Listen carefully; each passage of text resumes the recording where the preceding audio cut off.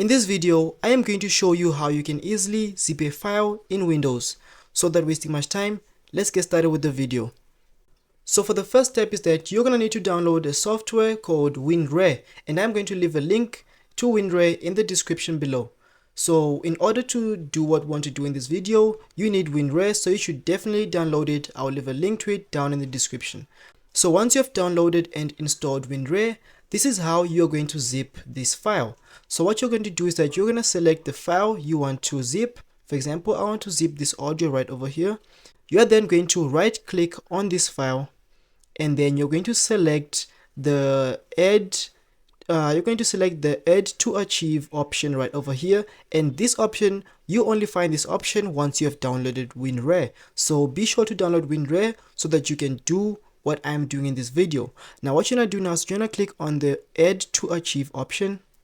Once you do that, select the format you want to zip the file into, whether it's a RAR or it's a zip, but I would recommend a zip. So select the zip and then click on the OK option. And as you can see, I have successfully zipped my file. So that's how you can easily zip a file in Windows. So without wasting much time, thank you for watching this video. If you enjoyed it, please leave a like, comment, subscribe, and I'll see you in the next one.